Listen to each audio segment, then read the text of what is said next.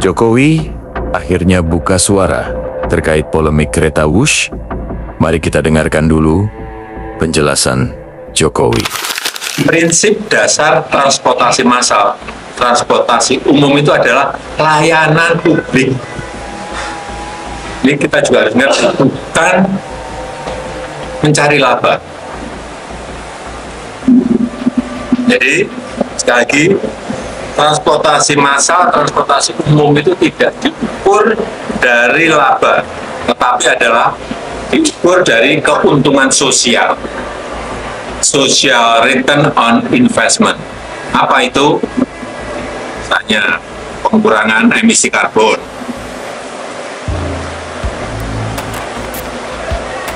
produktivitas dari masyarakat menjadi lebih baik, kemudian apalagi polusi yang berkurang, waktu tempuh yang bisa lebih cepat. Disitulah keuntungan sosial yang didapatkan dari pembangunan transportasi massal. Jadi sekali lagi, kalau ada subsidi, itu adalah investasi, bukan kerugian.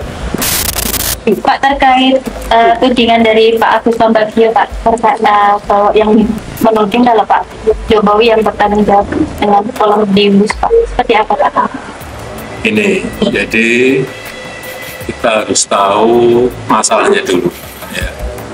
Di Jakarta itu kemacetannya sudah parah.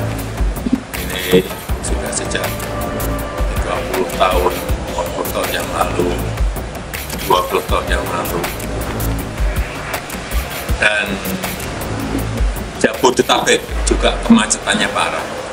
Termasuk Bandung juga kemacetannya parah. Dari kemacetan itu, negara rugi secara hitung-hitungan, kalau di Jakarta saja kira-kira 65 triliun per tahun.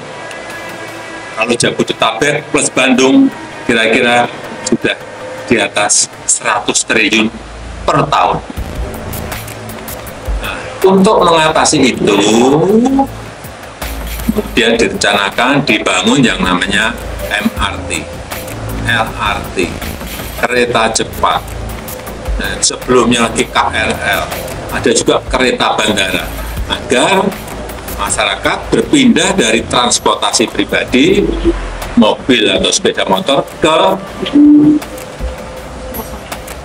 kereta cepat, MRT, LRT, kereta bandara, KRL, agar kerugian itu bisa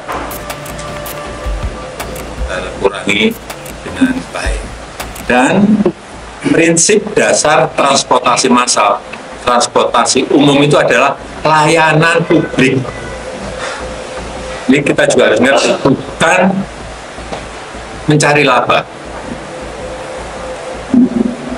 Jadi, sekali lagi, transportasi massal, transportasi umum itu tidak diukur dari laba, tetapi adalah diukur dari keuntungan sosial.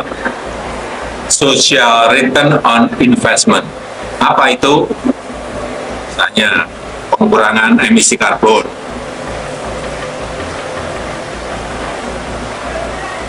produktivitas dari masyarakat menjadi lebih baik, kemudian apalagi polusi yang berkurang, waktu tempuh yang bisa lebih cepat. Disitulah keuntungan sosial yang didapatkan dari pembangunan transportasi massal. Jadi sekali lagi, kalau ada subsidi, itu adalah investasi, bukan kerugian. Kayak MRT, itu pemerintah Provinsi DKI Jakarta mensubsidi 800 miliar per tahun.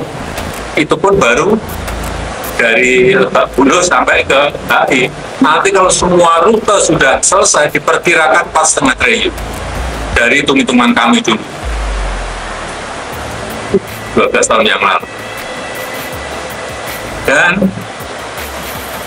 memindahkan masyarakat, memindahkan orang dari mobil pribadi dari sepeda motor, mobil ke transportasi umum, transportasi massal juga tidak mudah. Merubah karakter itu nggak mudah. Tapi yang kita lihat, MRT itu sukses mengangkut penumpang sejak diluncurkan itu sudah 171 juta penumpang. Kereta cepat sejak mulai meluncur sampai sekarang sudah mengangkut 12 juta orang dan yang lain-lainnya.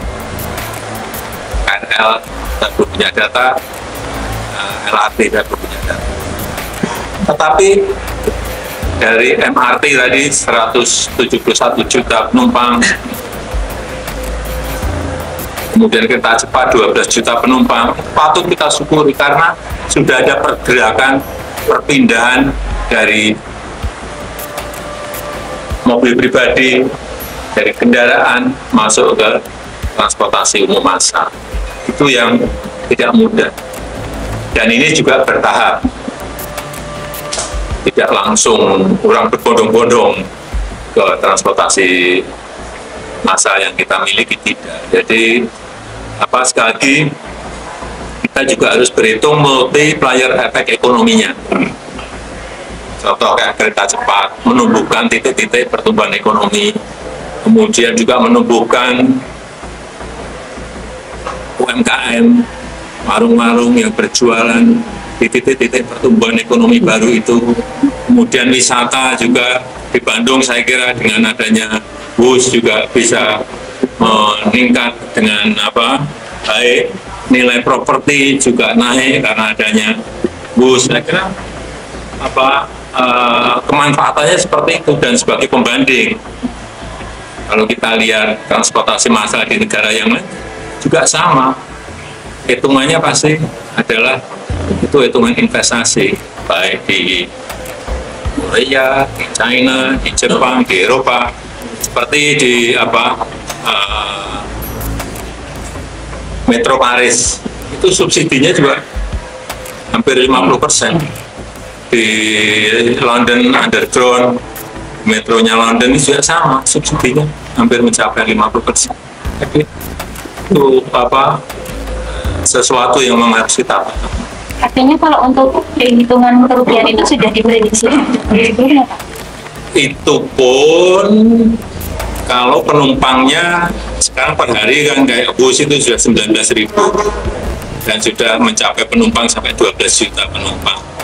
Itu kalau setiap tahun naik orang berpindah, ya kerugiannya akan semakin mengecil.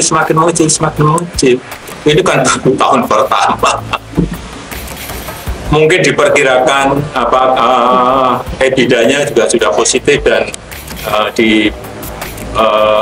diperkirakan akan lebih turun lagi setelah 6 tahun. 6 tahun. Kalau untuk perkiraan, karena ini tergantung perpindahan orang ya dari transportasi pribadi ke transportasi massal. Kalau tanggapannya yang kerugian di sini tidak ditanggung APBN seperti apa? Itu kewenangan pemerintah. Jokowi akhirnya buka suara soal polemik proyek kereta cepat Wush. Dalam pernyataannya, Jokowi menegaskan bahwa prinsip dari transportasi umum itu bukan untuk mencari keuntungan, tapi untuk pelayanan publik. Namun, pernyataan itu justru memicu tanda tanya besar di tengah masyarakat. Bagaimana bisa proyek yang menelan biaya ribuan triliun rupiah, penuh utang, dan berpotensi membebani negara disebut bukan untuk mencari keuntungan? Apakah ini pembenaran atas kegagalan perencanaan? Atau upaya menutupi kesalahan yang sudah terjadi? Fakta di lapangan menunjukkan banyak kejanggalan. Pembengkakan biaya, kontradiksi data, dan transparansi yang semakin kabur. Kini, publik pun bertanya, masihkah masyarakat Indonesia percaya dengan ucapan Jokowi yang sudah menjadi rahasia umum, sering dianggap pemimpin penuh janji dan omong manis? Satu hal yang pasti, polemik Wush belum selesai, dan kebenaran masih menunggu untuk diungkap.